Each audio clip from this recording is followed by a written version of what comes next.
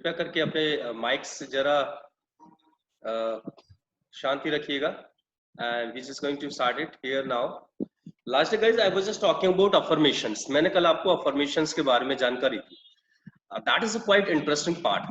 वो बड़ा ही बढ़िया सा सीन है. Actually what happens कि बहुत बार होता क्या है, हमारा माइंड हमारे अंदर से कुछ इस तरह की फोर्सेस हमारे ऊपर लगा रहा होता है कि जिसकी वजह से जिन चीजों को हम जानते हैं हमारे लिए सही है, जानते हुए भी उन चीजों के ऊपर हम काम नहीं कर पाते हैं. That you easily can see. जैसे आप अगर स्टूडेंट्स यहाँ पे मौजूद हैं तो वो इस बात को समझते होंगे बहुत आसानी से कि वो जानते हैं एजुकेशन या स्टडी करना उनके लिए बहुत जरूरी है, फिर भी पता नहीं क्यों पढ़ाई करने के ऊपर मूड नहीं होता है, उनका मन नहीं करता है. आप में से बहुत सारे लोग जानते होंगे, अगर मैं आपको कुछ सलाहें दूं कि आप भाई मोटिवेशनल बुक्स पढ़िए या फिर ऐसे लोगों से बातचीत करिए जिन्होंने पहले से कुछ अपने जिंदगी में हासिल किया हुआ है, मोटिवेशनल वीडियोस देखिए, उनमें जो एक्शन दे रखे हैं उन एक्शन स्टेप्स को फॉलो करिए, काम करिए, मेहनत करिए, सभी इन बातों को जानते हैं. लेकिन फिर भी पता नहीं क्या होता है कि हमारे अंदर से एक फोर्स ऐसा काम कर रहा होता है जो बहुत सारी उन चीजों को तो हमसे करवाता रहता है जो एग्जैक्टली जिनसे हमें कोई फायदा नहीं मिल रहा है, जिससे हमें कुछ बेनिफिट नहीं मिल रहा, और बहुत सारी वो चीजें जिससे सच में हमें बेनिफिट मिल सकता है, उन सारी चीजों को करने के लिए भी ना करने के लिए वो फोर्स काम कर रहा होता है कि भाई रहने दीजिए, बाद में देखेंगे, ये करेंगे वो करेंगे. मतलब इस तरह से प्रोक्रेस्टिनेशन होता रहता है, टलती रहती है चीजें. वो है क्या फोर्स, वो फोर्स क्यों इस तरह का काम करता है, जरा उसके ऊपर थोड़ा सोचते हैं. और अगर वो फोर्स हट जाए तो कितना मजा आ जाए. आप ऐसे समझो, हम में से ज्यादातर लोगों के साथ क्या सीन चल रहा होता है. आपने कार चलाई होगी, कई लोगों ने कार नहीं तो बाइक वगैरह चलाई होंगी.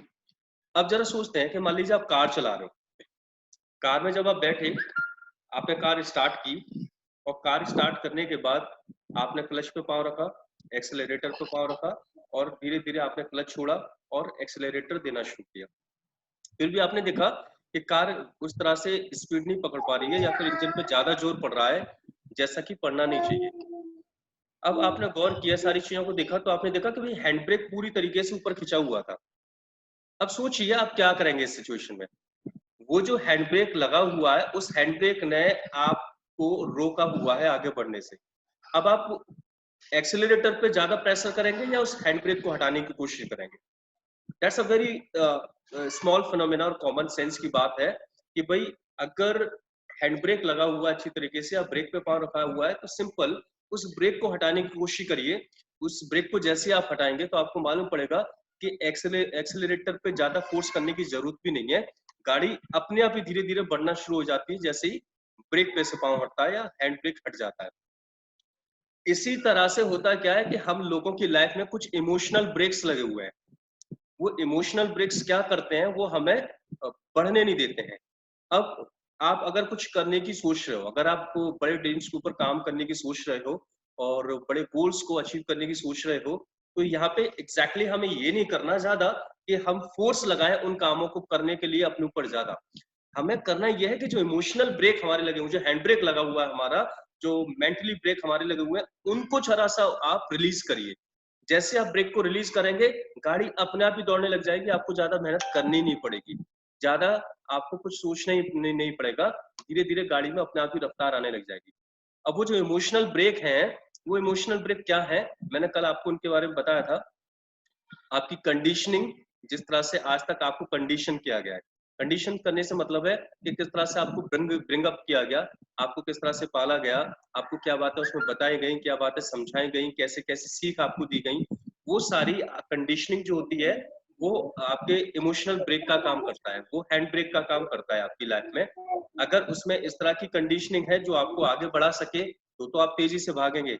लेकिन ज्यादातर हम मिडिल इनकम क्लास के लोग हैं, मध्य वर्गीय परिवार के लोग हैं, और मध्य वर्गीय परिवार के लोग इसीलिए हैं हम क्योंकि हमारी सोच भी थोड़ी सी उसी तरह की रहती है. आप इस बात को बहुत इजीली देख सकते हैं, जो जो रिच फैमिलीज के लोग होते हैं, जो ऐसी फैमिलीज के लोग हैं जहाँ पे हमेशा से बड़े बड़े बिजनेस किए गए या बड़े बड़े व्यापार किए गए, तो वो शुरुआत से उनकी मेंटेलिटी वैसी चल रही होती है कि बड़े बिजनेस करने हैं, बड़े व्यापार करने हैं, बड़ी बड़ी सोच के साथ वो काम कर रहे होते हैं. उनकी स्टार्टिंग से इस तरह की मेंटेलिटी चल रही होती है. और हम मिडिल क्लास लोग हैं तो हमारी मेंटेलिटी उस तरह से काम कर रही होती है कि भाई इतनी तनख्वाह कमा लो कि घर का खर्चा चल जाए. अब घर का खर्चा तो चलो चल जाएगा, मैं अगर बात करूँ तो बहुत कड़वी है, लेकिन ये दुनिया में जानवर भी पैदा हुए हैं ना, जिन जो कमाते नहीं है, कुछ नहीं करते हैं, वो भी अपनी ज़िंदगी काट ले जाते हैं। तो we are not here just for passing the time, passing the life, we are here for living the life. और for living the life actually you have to release the brake. आपको जो इमोशनल ब्रेक लगे हुए हैं आपकी life में, जो बहुत सारे एक्शंस आपको नहीं लेने देते हैं, जो अंदर से फ़ोर्स काम करता है आपको रोकने के लिए, वो इमोशनल ब्रेक्स हैं। तो वो इमोशनल ब्रेक आपकी कंडीशनिंग की वजह से होते हैं, आपके पास के एक्सपीरियंस की वजह से भी होते हैं, पुराने अनुभवों की वजह से। वो इमोशनल ब्रेक्स आपके फियर्स हैं, बहुत सारी चीज़ों की वजह से काम करते हैं। Now what will be happening like, अभी मैं आपको कितनी भी सीख दे दूँ, कितनी भी समझ यहाँ पे दे दूँ, आप सभी की अगर मैं एक एवरेज एज की बात करूँ, तो you all the people must be by somewhere around 20-25। तो अगर मैं बात मान के चलूँ कि 20 साल की उम्र है सबकी एक एवरेज, कोई कम उम्र का हो सकता है, कोई ज़्यादा का हो सकता है। और 20 साल की उम्र तक आपकी जो भी अपब्रिंगिंग की गई है, जो भी कंडीशनिंग आपके माइंड को दी गई है, जिस तरह की सीख भी दी गई है, जिस तरह की प्रोग्रामिंग आपके दिमाग की कर दी गई है, वो प्रोग्रामिंग हो चुकी है। अभी मैं इस पे थोड़ा बहुत बाहर से फोर्स डालूँगा अभी, तो उसमें कोई बदलाव नहीं आएगा। अभी आप मेरी बात को समझते हैं कि मैं सही कह रहा हूँ, आपको ये सारे काम करने चाहिए, ये सब आप समझते हैं। लेकिन आप अभी प्रैक्टिकली इस बात को देख लीजिए कि कितने लोगों ने मेरी बातों को सुनने के बाद उन सारी चीज़ों के ऊपर एक्शंस लेना शुरू कर दिए या काम करना शुरू कर दिए। या जब काम करना शुरू करोगे भी, जैसे मैंने आपको बताया था सक्सेस लीव्स द क्लूज़, उसमें मैंने बात करी थी कि आप लोगों से मिल सकते हैं, कॉन्टैक्ट कर सकते हैं, वो आपको बताएँगे कि कैसे-कैसे उन्होंने सारी चीज़ें अचीव की। पर आप में से कितने लोगों ने इस काम को करने की कोशिश की? मेरे ख्याल से शायद किसी ने नहीं या एक आध ने की होगी।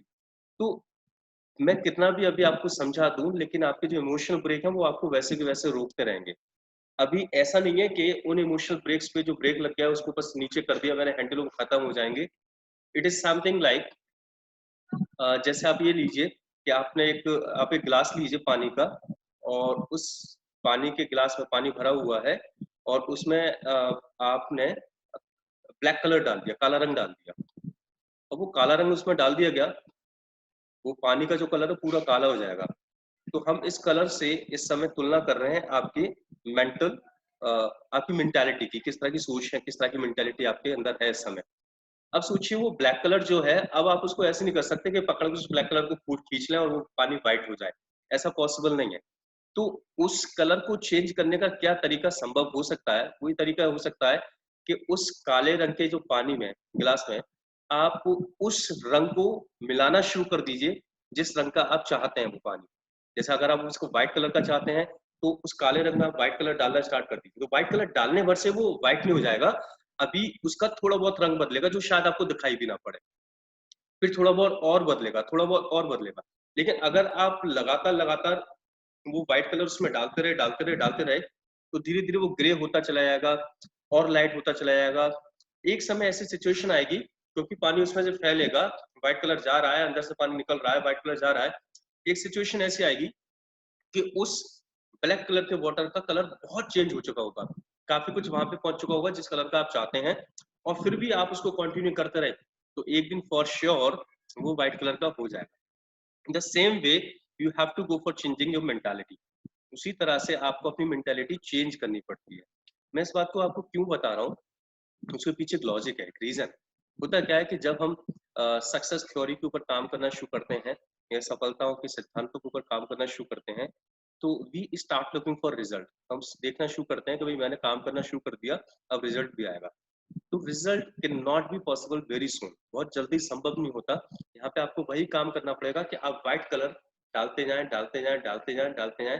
तब तक डालते जाएं जब तक उस गिलास का पानी व्हाइट ना हो जाए। द सेम वे आपको इन सक्सेस थ्योरी के ऊपर, इन सफलताओं के सिद्धांतों के ऊपर, मोटिवेशन के ऊपर, पॉजिटिव थॉट प्रोसेस के ऊपर, पीएमए के ऊपर तब तक काम करते रहना पड़ेगा जब तक आपका थॉट प्रोसेस कंप्लीटली चेंज ना हो जाए, आपकी कंडीशनिंग कंप्लीटली चेंज ना हो जाए, आपकी सोचने का, आपके देखने का नजरिया कंप्लीटली चेंज ना हो जाए। And that's all about the नजरिया, एटीट्यूड। एक किसी ने बड़ी अच्छी लाइन बोली थी, मैं एक सेमिनार में गया था, और उन्होंने बड़ी अच्छी सी बात सुनाई वहाँ पर। उन्होंने बोला कि आप अपने देखने का नज़रिया चेंज करिए। सब कुछ आप किस तरह से चीज़ों को लेते हैं उस पर डिपेंड करता है। So you just have to change the attitude, आप किसी चीज़ को किस तरह से ले रहे हैं। तो उन्होंने कहा कि अगर आप जैसे ही अपने लाइफ में अपने देखने के नज़रिए को चेंज करेंगे, तो नज़रिया चेंज करिए, लाइफ के नज़ारे अपने आप ही चेंज होना शुरू हो जाएँगे। तो अगर आपको नज़ारे चेंज करने हैं तो नजरिया बदलना पड़ेगा। नजरिया ऐसा नहीं है कि एक बार सोचते ही आपका पूरा दृष्टिकोण बदल गया और आप एक नई पर्सनैलिटी बन गए। आपको लगातार उसके ऊपर बम्बारमेंट करना पड़ेगा पॉजिटिव थॉट प्रोसेस का, या और भी बहुत सारी टेक्निक्स हो सकती हैं। अब उस व्हाइट कलर के पानी को आपके माइंड में लाने के लिए और नेगेटिविटी को खत्म करने के लिए या नई सोच क्रिएट करने के लिए, जिस तरह की आप लाइफ चाहते हैं उस तरह की, जो सबसे अच्छे तरीके कहे जाते हैं, उनमें सबसे पहला तरीका है जो कल मैंने आपको बताया था, दैट इज अफर्मेशन। अफर्मेशंस के जरिए आप अपने माइंड के ब्लैक कलर के वाटर को व्हाइट कलर देना शुरू कर सकते हैं। अफर्मेशंस क्रिएट करने का तरीका कल मैंने आपको बताया था। As you go for creating the affirmations, उसके कुछ मैंने पॉइंट्स बताए थे आपको, just you must be remembering. मैं एक बार बता देता हूँ कि भाई अफर्मेशन जो भी बनाए वो आई के लिए बनाए, प्रेजेंट कॉन्टिन्यूस टेंस में बनाए जैसे काम चल रहा हो, कोई इमोशनल फीलिंग जरूर जोड़े उसमें, ब्रीफ में बनाए, नेगेटिव ना बनाए, दूसरों के लिए ना बनाए। ये सारे पॉइंट्स को सोचते हुए आप अफर्मेशन बनाए। मैं 5 किलो मैं सॉरी मोटा नहीं होना चाहता की जगह अफर्मेशन जो होनी चाहिए वो होनी चाहिए कि मैं इतना वेट मेंटेन कर रहा हूँ, मैं इतना पैसा कमा रहा हूँ ऑलरेडी, मैं ये गाड़ी चला रहा हूँ ऑलरेडी। मतलब प्रेजेंट कॉन्टिन्यूस में आपको वो टेंस दिखाना है जिससे आपके माइंड में ये मैसेज आना चाहिए कि काम ऑलरेडी अभी चल रहा है, और जो अभी चल रहा है माइंड उसके ऊपर काम करना शुरू कर देता है। ठीक है, उसको नहीं मालूम क्या हकीकत है क्या नहीं है।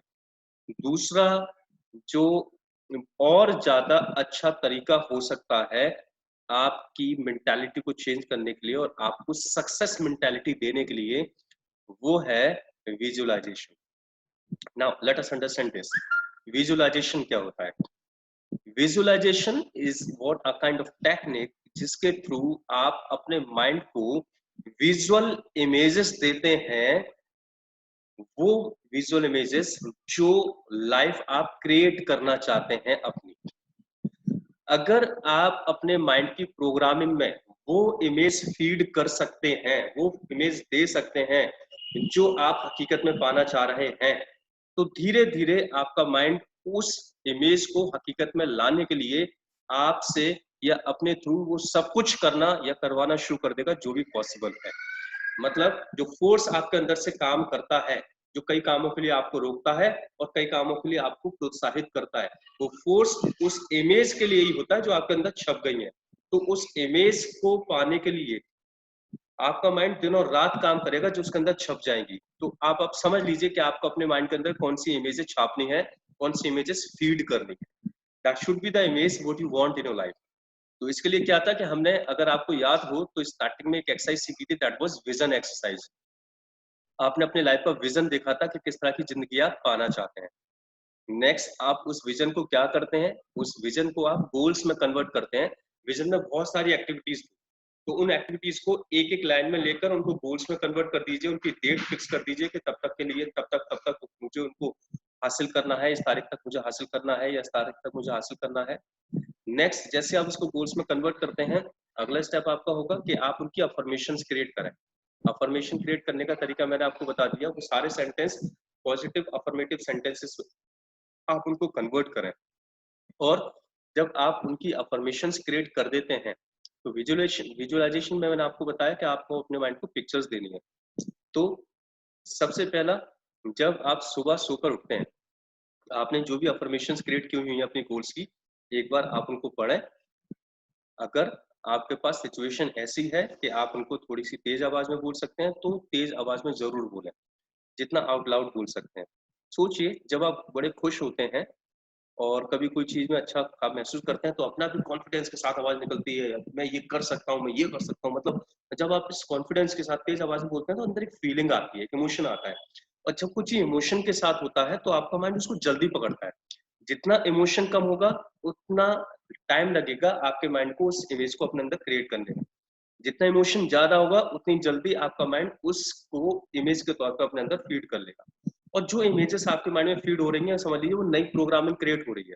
और जो प्रोग्रामिंग आपके माइंड की क्रिएट हो गई, आपका माइंड दिनों रात आपको उसके पीछे भगाएगा, उसको पूरा करवाने के लिए आपको काम कराएगा और भी बहुत सारी चीजें होगी। विजुअलाइजेशन किस तरह से हेल्प करता है, मैंने अभी आपको बताया कि अफर्मेशंस को आउट लाउड बोलिए, थोड़ा तेज बोलिए। और जैसे आप अपने अफर्मेशन को बोलते हैं उसके बाद नेक्स्ट स्टेप ये है कि आप अपनी आंखें बंद करिए और जो चीज की आपने अफर्मेशन बोली थी अभी, उसको विजुलाइज करिए। आंख बंद करके उसको देखिए, इमेजिन करिए कि जो आप अफर्म कर रहे थे वो सच में अभी हो रहा है। अपने आप को सबको करते हुए देखिए। एक एग्जांपल लेता हूं, जैसे आपका गोल था एक कि भाई मुझे रेड कलर की फरारी कार खरीदनी है। आपने उस गोल को कन्वर्ट किया, तारीख वगैरह उसमें डाल दें कि इस तारीख तक मुझे रेड कलर की फरारी कार खरीदनी है। अब आप उसकी अफर्मेशन क्रिएट करेंगे, जैसे आई am happily driving red colour Ferrari. एक अफर्मेशन हो गई।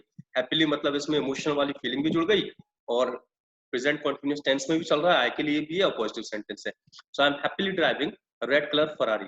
अभी आपने अफर्मेशन क्रिएट की। अब सुबह आप उठे, आपने क्या किया, इस अफर्मेशन को पढ़ा आउट लाउड, जैसे भी जितनी भी सिचुएशन है उसके हिसाब से जोर से पढ़ सकते हैं। आई am happily driving red colour Ferrari. And after that आप अपनी आंखें बंद करोगे। आंखें बंद जब आप करोगे तो उसके बाद आपको वही देखना है कि आप रेड कलर की फरारी चला रहे हो, आप गाड़ी में बैठे हो और आप स्टीयरिंग को पकड़े हुए हो, गियर बदल रहे हो बार बार, है ना, स्पीड दे रहे हो, स्पीड कम कर रहे हो, और सड़कें कौन सी हैं आसपास उनको देखते हुए जा रहे हो। मतलब you have to give all the emotions. जितना ज्यादा इमोशंस के साथ आप उस पिक्चर को देख सकते हैं, उतनी जल्दी आपका माइंड उसको ग्रैब करने वाला है ना।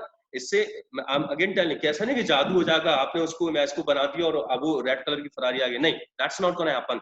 होगा क्या कि वो पिक्चर आपके माइंड में प्रोग्रामिंग के तौर पे बैठ रही है। अब आपका माइंड काम करवाएगा आपसे, आपके अंदर से फोर्स लगेगा अपने आप ही। जैसे एजुकेशन के वक्त आप समझते हैं कि मुझे पढ़ाई करना मेरे लिए जरूरी है, फिर भी आप नहीं पढ़ रहे, ये आपका माइंड फोर्स कर रहा है आपको पीछे खींचने के लिए। यहाँ पे क्या होगा, जो इमेज आपने दिमाग में डाल दी, अब आपका माइंड अपने आप आपसे काम करवाएगा, जाओ रेड कलर की फरारी के लिए जो भी कुछ हो सकता है किस दिन आपको भेज दे कि उसके शोरूम में जाके पता करो, हो सकता है किस दिन आप उसकी वेबसाइट पे जाके ढूंढो, हो सकता है इतनी ज्यादा स्ट्रांगली आपको पिक्चर डालनी है कि दिनों रात आपका फोकस उसी पे लगा रहे, माइंड आपको उसी के लिए अंदर काम करवाता रहे। ठीक है, so what you have to look for, with complete emotion, सुनिए, महसूस करिए, फील करिए, वो हर एक एक्शन देखिए। ऐसा नहीं अपने आप को देखना, अपने आप को काम करते हुए देखना। विजुअलाइजेशन मतलब कंप्लीटली एक पिक्चर सी चलनी चाहिए उस चीज की जो आप अपनी एग्जैक्टली लाइफ में चाहते हैं। देखिए मैं कार चला रहा हूँ और क्या क्या एक्टिविटी होती है, मैं हॉर्न भी दे रहा हूँ उसमें, उसकी आवाज को सुनने की कोशिश करिए, चार तरफ भीड़ हो रही है उसकी आवाज को सुनने की कोशिश करिए। मतलब जो इमोशन आप उस पिक्चर में डाल सकते हैं वो सारे इमोशन डालिए।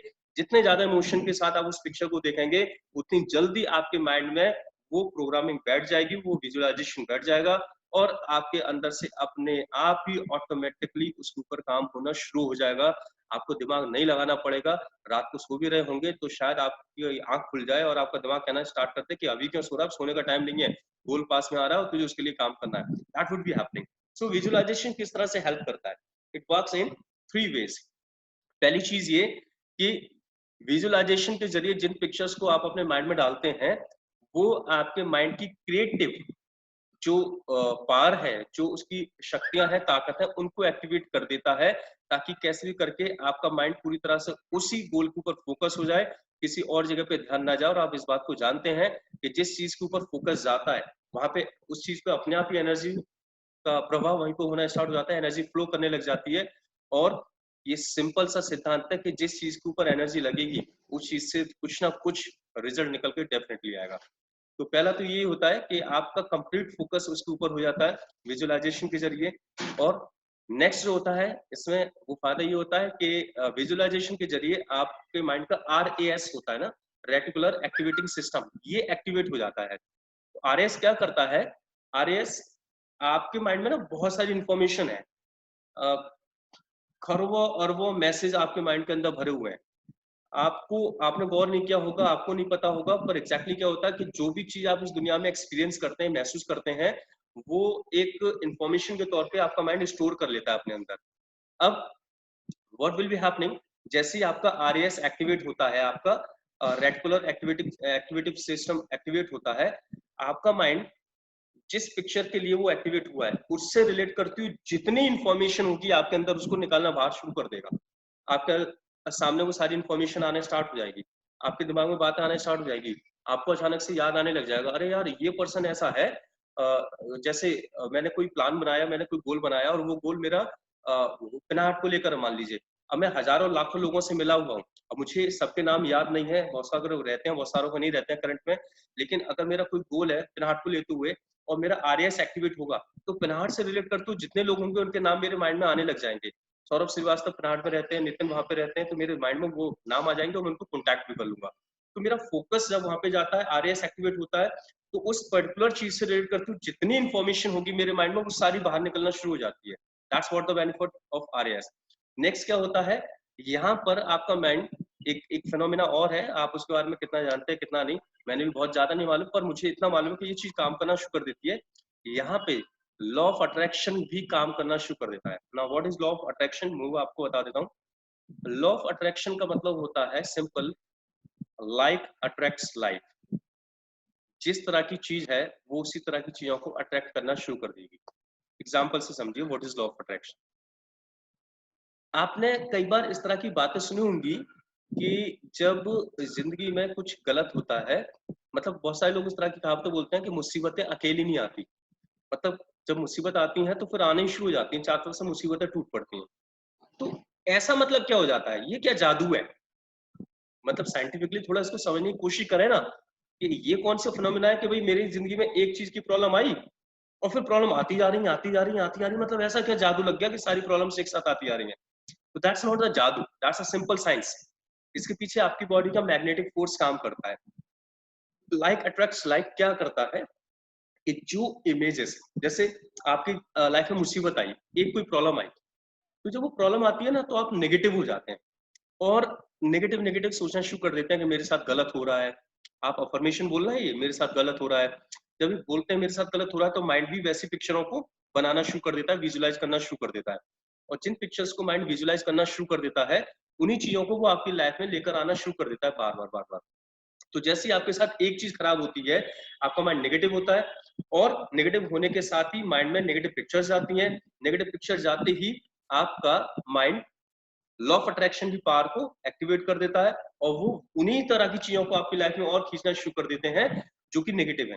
तो एक नेगेटिव चीज और नेगेटिव चीजों को खींचना शुरू कर देती है लॉ ऑफ अट्रैक्शन के जरिए, और धीरे धीरे धीरे धीरे धीरे एक के जरिए दूसरी, दूसरी के जरिए तीसरी, तीसरी के जरिए चौथी प्रॉब्लम आपकी लाइफ में आती चली जाती है। That's what negative is attracting negative. ऐसी करके जिन लोगों की लाइफ में अचानक से खुशियां आती हैं तो फिर धीरे धीरे खुशियां आती चली जाती हैं, ये भी अच्छा हो रहा है वो भी अच्छा हो रहा है, क्योंकि माइंड पॉजिटिव हो जाता है तो वो पॉजिटिव चीजों को अट्रैक्ट करना शुरू कर देता है। That's why we always speak be positive, ताकि पॉजिटिव पॉजिटिव चीजें अट्रैक्ट हो। तो यहाँ पे और मैं आपको एग्जांपल दे दूं, जैसे आप कभी सुबह निकल रहे हो अपने ऑफिस के लिए और अचानक आपके दिमाग में वाली बात आ जाए, यार यार कहीं मैं लेट ना हो जाऊं, और जैसे आप इस बात को करना शुरू कर देते हैं कहीं लेट ना हो जाऊं, तो आप गौर करिएगा उस दिन ही पता नहीं कहाँ से अपने आप के सामने कोई ट्रैफिक आ जाएगा, गाड़ी में खराबी हो जाएगी, कुछ सीन लग जाएगा, कुछ काम ऐसे लग जाएंगे जिससे और ज्यादा लेट आप होते चले आते हैं होते चले आते हैं होते चले आते हैं। तो यहाँ पे क्या हो रहा है, like attracts like, law of attraction काम करना शुरू कर देता है। आपने कहा लेट नहीं हो जाऊं, तो नहीं की तो कोई पिक्चर बनती नहीं है, लेट होने की पिक्चर माइंड में बनी और वो उसी से रिलेट करती हुई जितनी भी चीजें हो सकती हैं आपकी लाइफ में लाना शुरू कर देता है। That is what law of attraction. तो हम वो लॉ ऑफ अट्रैक्शन क्रिएट करना चाहते हैं जो हम अपनी लाइफ बनाना चाहते हैं, उनकी माइंड में हमें पिक्चर्स डालनी है। तो विजुअलाइजेशन आपको स्टार्ट करना है, इसके लिए क्या कर सकते हैं, बहुत सारे तरीके हैं। जो गोल्स आपने बनाए हैं, मैंने बताया अफर्मेशंस में उनको क्रिएट करिए, कन्वर्ट करिए, सुबह उठिए, उनको बोलिए, और बोलने के बाद जैसे आपने एक अफर्मेशन बोली, अपनी आंख बंद की, आंख बंद करने के बाद कंप्लीटली इमोशन के साथ उस पिक्चर को देखा, जैसे आपने हकीकत में वो सब कुछ पा लिया, फ्यूचर में नहीं देखना है, अभी हकीकत में आप उसको कर रहे हैं। एक एक करके आप इन सारी पिक्चर्स को देख सकते हैं। This is the process of visualisation. इसी काम को आपको रात को सोने से पहले करना है, सुबह और शाम। सुबह जैसे सोकर उठे तब करना है, रात को सोने से पहले करना है। तो रात भर आपका माइंड इन सारी चीजों के ऊपर काम करेगा। और कई बार ऐसा होगा कि आपने रात में विजुअलाइजेशन किया अपने किसी गोल या ड्रीम के ऊपर, सुबह जब आप सोकर उठेंगे ना तो आपके माइंड में कोई आइडिया आ चुका होगा कि भाई ये वाला काम कर लीजिए, इससे ये वाला ड्रीम पूरा हो जाएगा या ये वाला गोल पूरा हो जाएगा या इसके लिए आपको सॉल्यूशन मिल जाएगा। तो that what the visualisation does.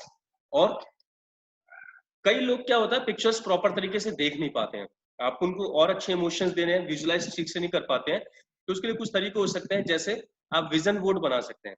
Vision board क्या होता है, जो अफर्मेशंस आपने लिए हैं उन अफर्मेशन से रिलेट करती हुई पिक्चर्स आप मैगजीन वैगजीन से, कहीं से इंटरनेट वगैरह से निकाल लीजिए। जैसे मैं रेड कलर की फरारी चला रहा हूँ, तो रेड कलर की फरारी की आपने पिक्चर निकाली, उसके साथ अपनी पिक्चर लगाई छोटी सी, और उसको लगा दिया, उसके ऊपर उस अफर्मेशन को लिख दिया कि I am driving this red colour Ferrari by this date. ये जितने भी आपके गोल्स हैं, इस तरह से एक पूरे बोर्ड पे, लकड़ी का बोर्ड, किसी भी तरह का चार्ट पेपर ले लीजिए, उन पे सारी चीजें लगा दीजिए, चिपका दीजिए। अब क्या होगा, उसको ऐसी जगह लगा दीजिए जैसे सुबह उठते ही आपकी निगाह सीधे वहां पर जाए। सोचिए जैसे आप सुबह उठेंगे आपकी सीधे निगाह वहां पर जाएगी, वहां पे जाएगी तो क्या होगा, माइंड में वो चीजें चलना शुरू हो जाएंगी।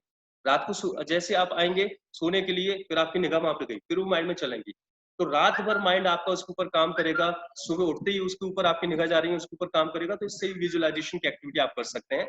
पिक्चर को जब आप देखते हैं तो माइंड में ज्यादा अच्छी तरीके से पिक्चर बनना शुरू हो जाती है। विजुअलाइजेशन के लिए विजन बोर्ड का आप इस्तेमाल कर सकते हैं। ड्रीम बुक भी बना सकते हैं। मैं ड्रीम बुक का इस्तेमाल करता हूँ। पहले मैंने विजन बोर्ड भी बनाया था, फिर वो हट गया, तो मैंने ड्रीम बुक बना रखी है, अपनी एक डायरी बना रखी है, उसमें अफर्मेशन लिखता हूँ, उन पिक्चर्स को चिपकाता हूँ, सुबह उठने के बाद उनको देखता हूँ, देखने के बाद विजुअलाइज करता हूँ, और उसके बाद फिर बाकी सारी चीज करता हूँ। तो ड्रीम बुक भी आप बना सकते हैं, विजन डायरी भी आप बना सकते हैं, विजन बोर्ड भी आप बना सकते हैं। This can be the ways. ये सारे तरीके आप इस्तेमाल कर सकते हैं अच्छी तरीके से चीजों को विजुअलाइज करने के लिए। ठीक है, चलिए आगे बढ़ते हैं और बातों को समझने की कोशिश करते हैं। आई जस्ट डिस्कस अबाउट कि विजुअलाइजेशन और अफर्मेशन, ये वो दो टेक्निक हैं जिनको ज्यादातर हम जानते नहीं जानते हैं, मेहनत करते रहते हैं, इमेज और सॉरी इमोशनल ब्रेक लगा रहता है, मेहनत का बहुत अच्छा रिजल्ट नहीं निकलता। इन दो टेक्निक के जरिए आप अपने माइंड की प्रोग्रामिंग चेंज करना शुरू कर देंगे। धीरे धीरे धीरे धीरे अपने आप ही आप देखेंगे वो सारी चीजें आपकी लाइफ में अट्रैक्ट होना शुरू हो जाएंगी, जिनसे आपका गोल पूरा हो सकता है, या अपने आप ही आपका मन करेगा उन कामों को करने के लिए जिनसे आपका गोल अचीव किया जा सकता है, या आपके सामने वो सारी इन्फॉर्मेशन निकल निकल कर आना शुरू हो जाएगी। यहाँ पे मैं आपको एक एग्जांपल बताता हूँ जहाँ से मैंने लॉ ऑफ अट्रैक्शन के बारे में पढ़ा। There mister Jack Canfield is a very famous writer speaker, और वो बताते हैं that when once he was writing a book, तो सॉरी एक बार he was history teacher in the beginning and work with so many companies.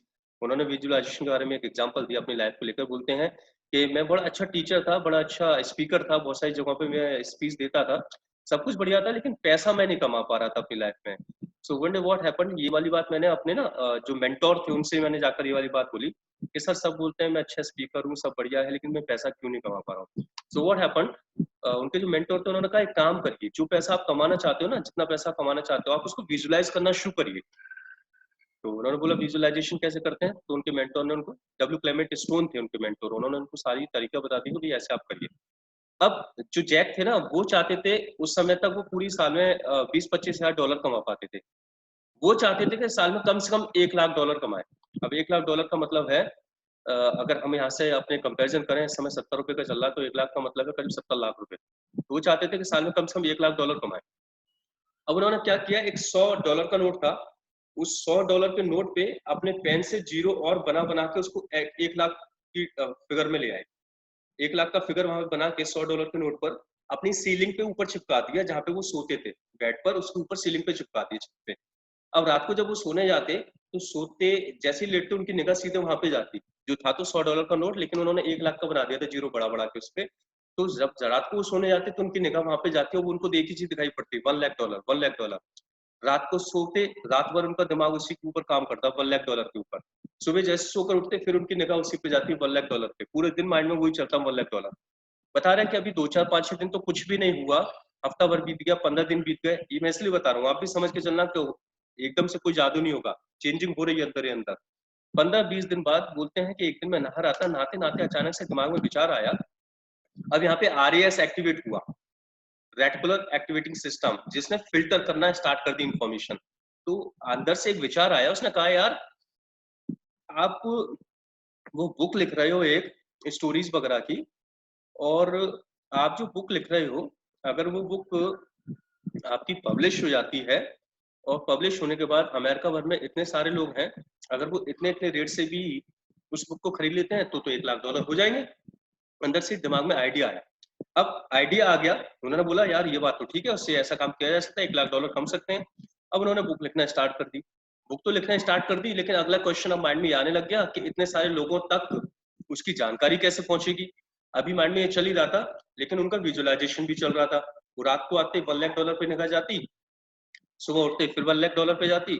बताते हैं कि एक दिन मैं मार्केट में निकल के जा रहा था, जब मैं मॉल में पहुंचा तो मैं सारी चीजें ऐसी खरीद रहा था, इधर उधर देख रहा था, अचानक से मेरी निगाह एक मैगजीन के ऊपर पड़ी। उस मैगजीन का नाम था नेशनल इंक्वायरर। अब वो कोई नई चीज नहीं थी, नेशनल इंक्वायरर जो मैगजीन है वहाँ पे वो अमेरिका में निकलती है, बहुत फेमस है, उसमें बहुत सारे नए नए प्रोडक्ट्स की जानकारी भी दी जाती है, इन्फॉर्मेशन दी जाती है, फीडबैक्स दिए जाते हैं, रिव्यूज दिए जाते हैं कि ये चीज ऐसी, ये चीज ऐसी है। उन्होंने बोला यार अभी तक ये नेशनल इंक्वायरर मेरे सामने हजारों बार पड़ी होगी पर मैंने कभी इस पर गौर नहीं किया, लेकिन आज मेरा माइंड पता नहीं कैसे अपना भी फोकस करने लग गया कि अगर नेशनल इंक्वायरर मैगजीन में मेरी बुक के बारे में निकल जाए खबर तो अपने आप ही इजीली इतने लोग खरीद लेंगे जिससे $1 लाख हो जाए। नेक्स्ट क्वेश्चन ये कि कैसे करके मेरा इसमें खबर निकले। अब सबकी खबर तो उसमें छपती नहीं थी, तो बता रहे हैं मेरा तो विजुअलाइजेशन चल रहा था $1 लाख के लिए काम चल रहा था।